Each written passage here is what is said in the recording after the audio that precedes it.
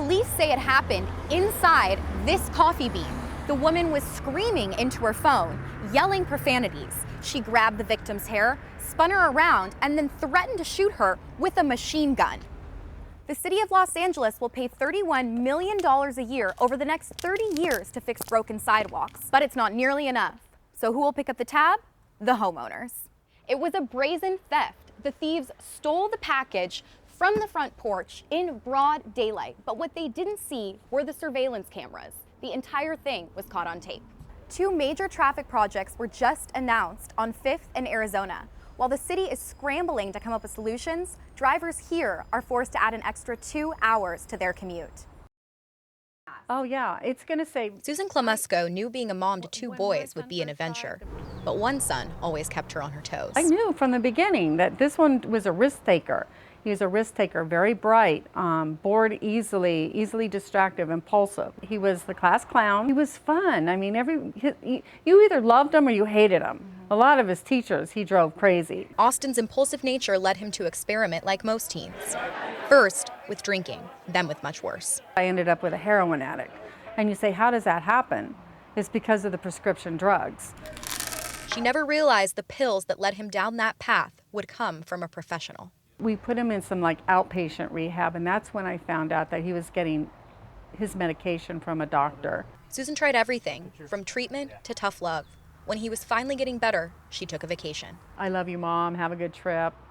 And that was a gift. You don't know these gifts happen until afterwards. A phone call from Austin's brother changed everything. It's so hard to even go through that phone call. He relapsed by himself in a motel room on Sunday, and they didn't find him until Wednesday. Susan says she'll never get over Austin's death, but something is helping her to keep going. It's called Cures. The program would require pharmacists and doctors to check a patient's medical records before they prescribe any addictive pill. If that patient is seeking a lot of medication, then they would know not to prescribe medication to that patient. Susan believes Cures would help both the doctors and patients. Then they would be able to treat the patient accordingly. It's passed the Senate. It's endorsed by the California Medical Board.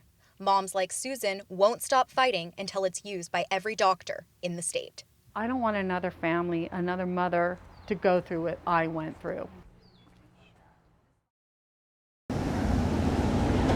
Susan Stringfellow has lived in this LA home long enough to see a few droughts. Since 1923, so that, yeah, no, that's when the house was built. That would be good.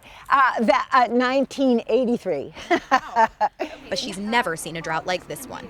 It's really dramatic and terrible. So she spent thousands of dollars drought-proofing her property. I have decomposed granite, which doesn't require any watering. And all of these are drought tolerant. Many of her neighbors can't say the same. I use the hose water. Even kids know water wasting is wrong. What about your parents? Have they made an effort? My mom is trying to do stuff, I guess. Like what? I doubt it. Signs like these outline the water restrictions for homeowners in Beverly Hills. But just a few blocks away, there are gorgeous gardens and luscious lawns. Some people have even begun shaming their neighbors, posting videos of water wasting on YouTube. Let's talk about the watering conditions here. The city isn't shaming people. They're fining them up to $1,000. I'm not sure how much they should be charged. I don't know. There's some people that are hard to convince that the whole thing's happening anyway. Stringfellow thinks people that don't care about saving water may care about saving face. I think people will start coming around more and more. You can see it happening all over the place.